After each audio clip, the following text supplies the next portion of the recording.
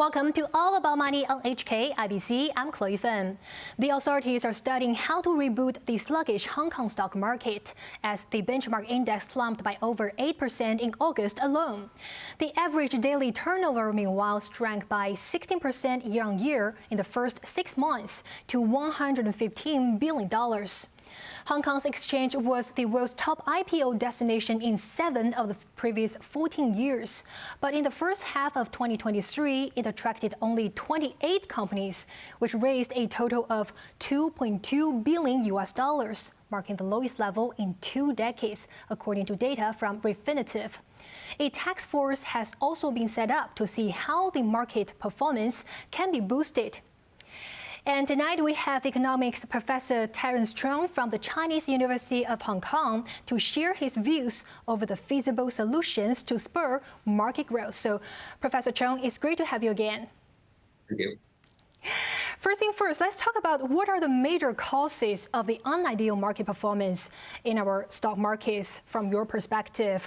Do you think it's mainly because of the unideal or weaker than expected economic recovery on the mainland?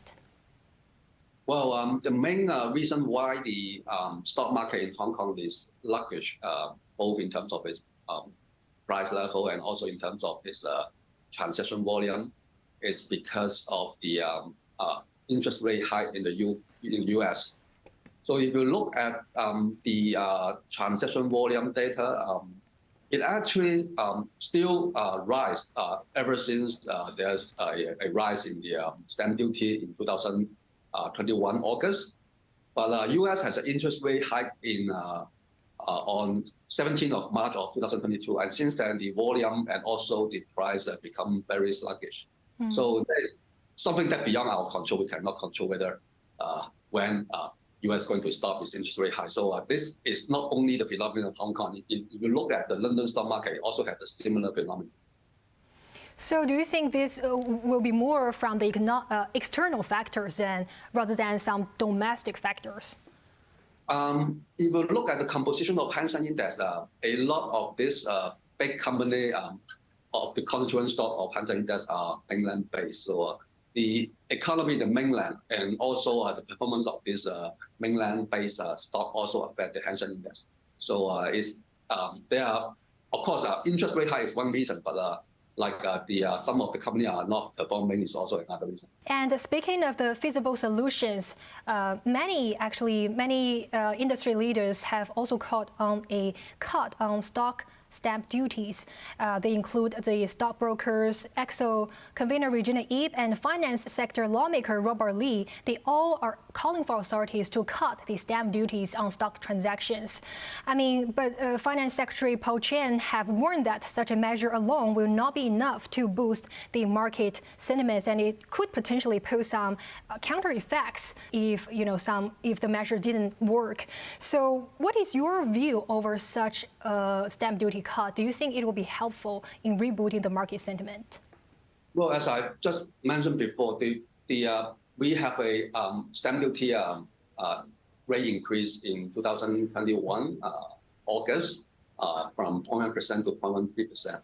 But a few months after this lift of the increase of the stamp duty has imposed, the actual turnover doesn't drop, not until the rate hike of the U.S. in 2022 March.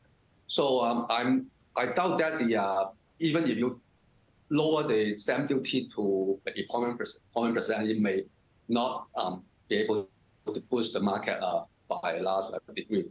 And the reason why we could not remove all these stamp duties is because Hong Kong is a city. We are not a big country like U.S. or other market where their revenue, government revenue, rely mostly on the corporate tax.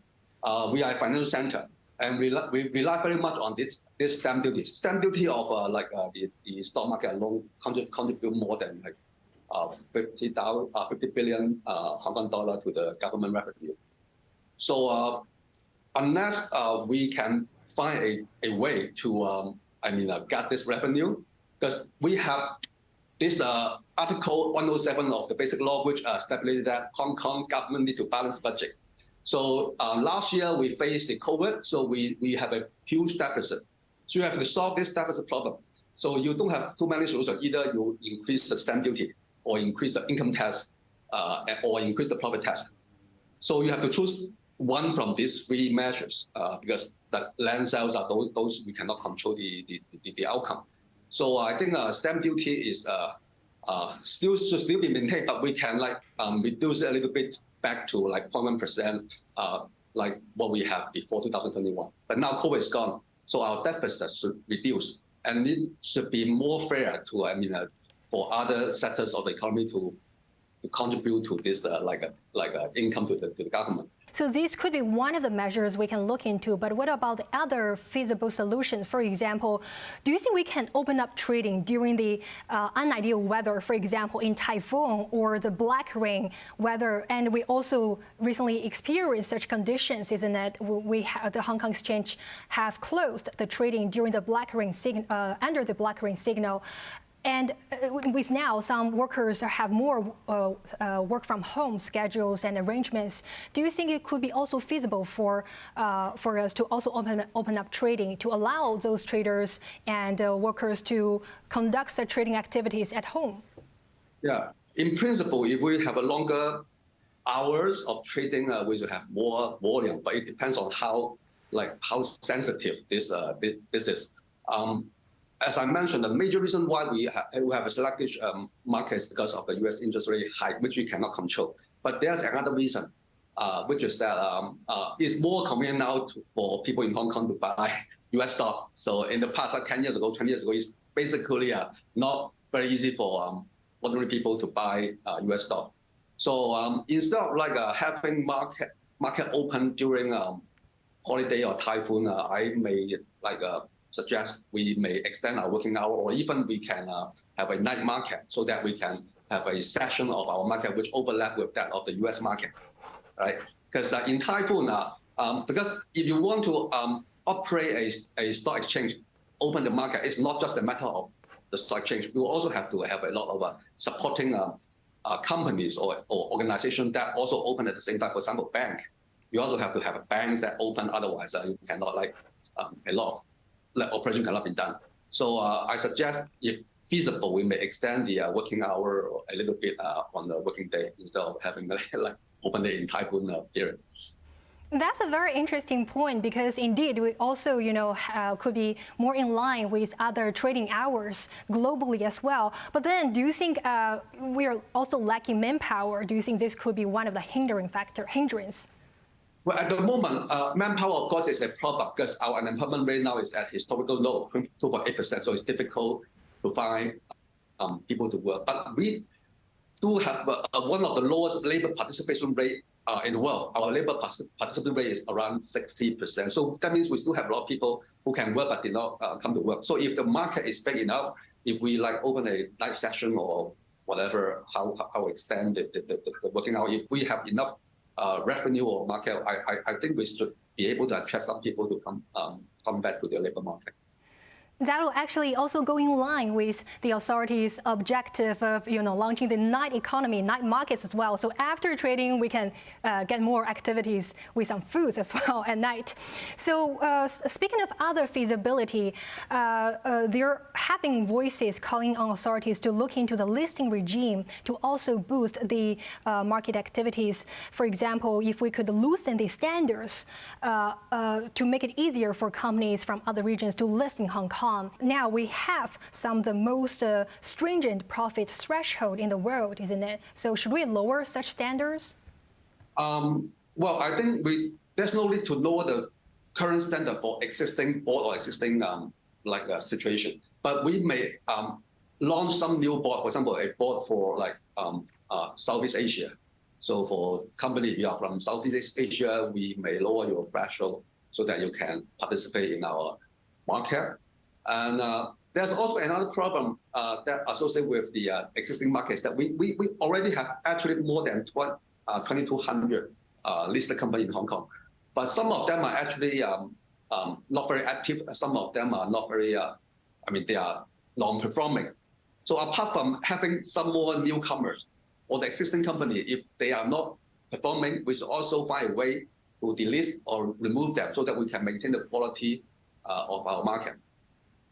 So how much of a deal if we attract some, for example, companies from other regions in the Southeast Asian region, for example, how much of a boost can it offer to our stock market as well? Or if you compare Hong Kong, for example, and Shanghai, like a few years ago, Shanghai, the size of Shanghai stock market is like 3 times that of Hong Kong. So Hong Kong can be as big, at least half of Shanghai. So there may be, in the short term, we may increase our transaction volume by 50% or more.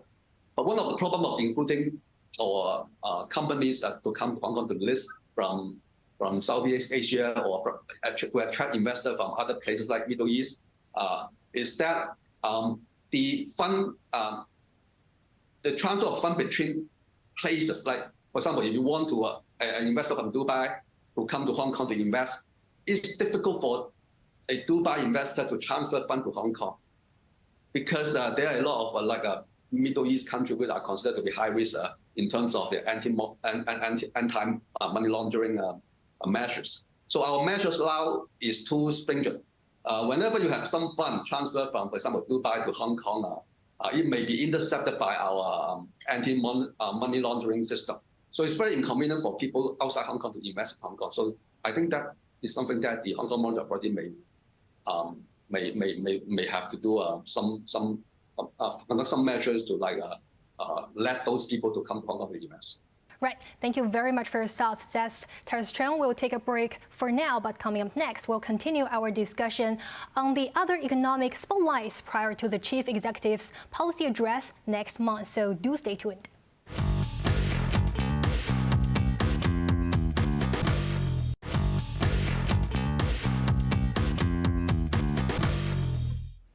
Welcome back to All About Money on HK IBC. I'm Chloe Feng. Joining us today is economics professor Terence Chong from the Chinese University of Hong Kong to discuss the city's economic pain points as well as the spotlights. So, Terence, it's great to have you today. As we speak now, the government is actually launching a new Night Vibes Hong Kong campaign after the Hello Hong Kong and Happy Hong Kong campaigns. So, from an economic perspective, how much of a boost can the night markets also offer to the city's economy, especially when we compare with the night markets' contribution to the mainland economy? Well, Hong Kong is a financial center, so most of our GDP is generated by the financial sector as well as by the re-export sector. For night economy, although it may boost some consumption, but this is not something that Hong Kong rely on. And also, we may not have enough manpower to work at night till maybe 2, 3 a.m. because we are now having a labor shortage problem.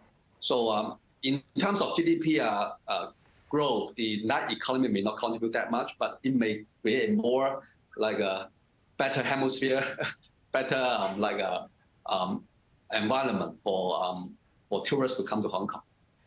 Then do you think it will be more like a symbolic gesture than the real effects? But if we look at the mainland markets, for example, the night markets can be considered as a barometer of the overall market vibrancy in China.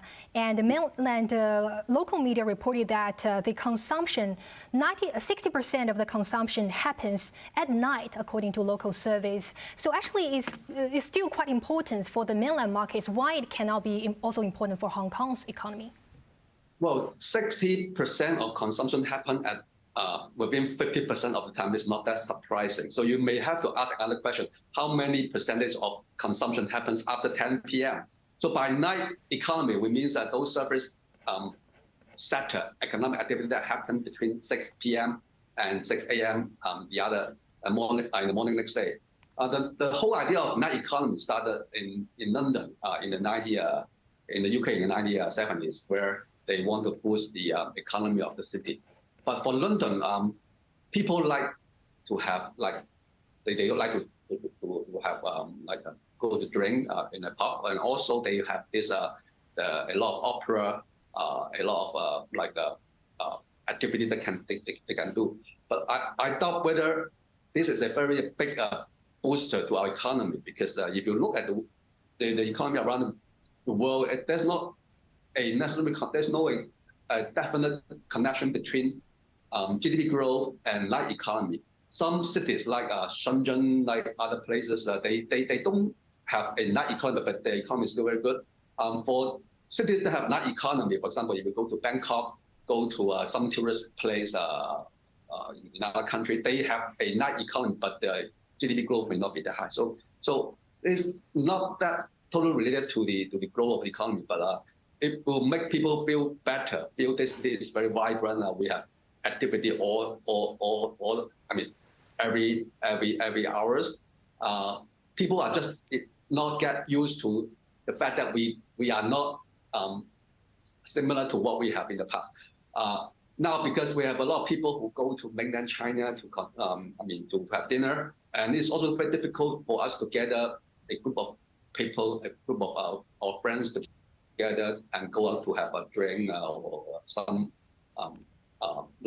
activity at night. So I think the main difference is that we are very different from what we were before. Not because we don't have enough shops, enough restaurants open at night. There are some structural changes in the Hong Kong situation and Hong Kong economy.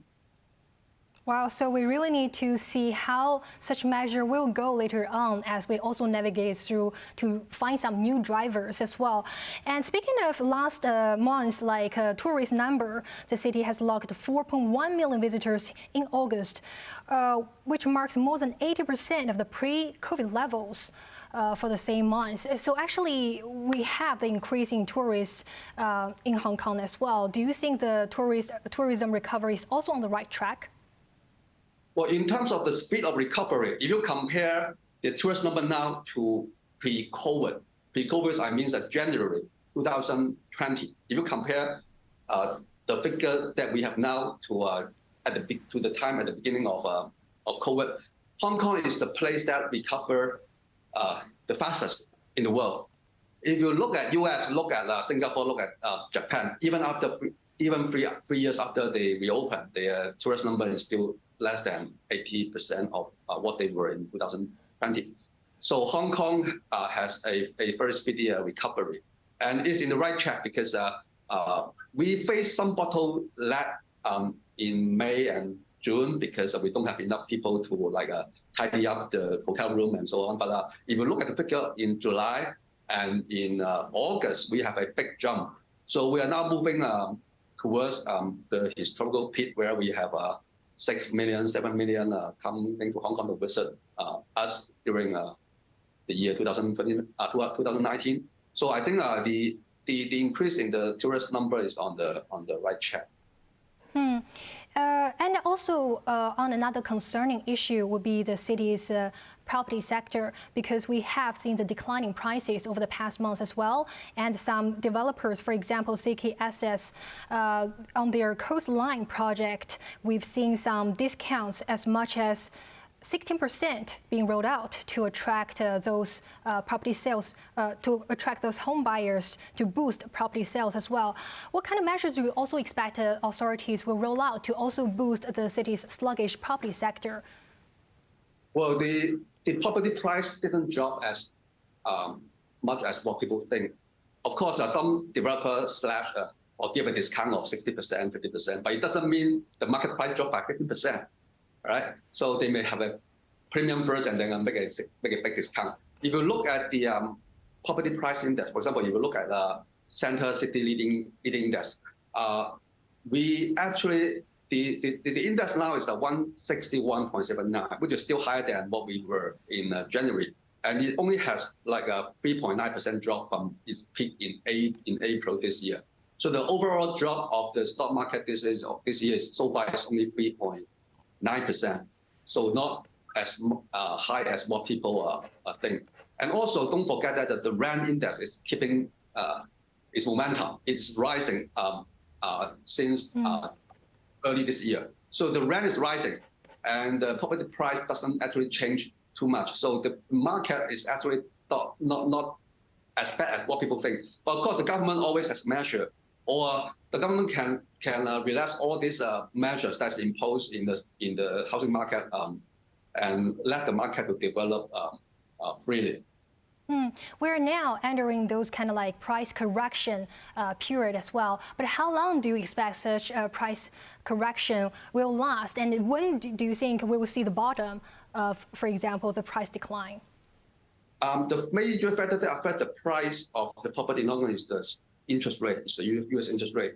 And given that the U.S. has some mixed data in August, for example, the unemployment rate rise from 3.5% to 3.8%, which is a big jump.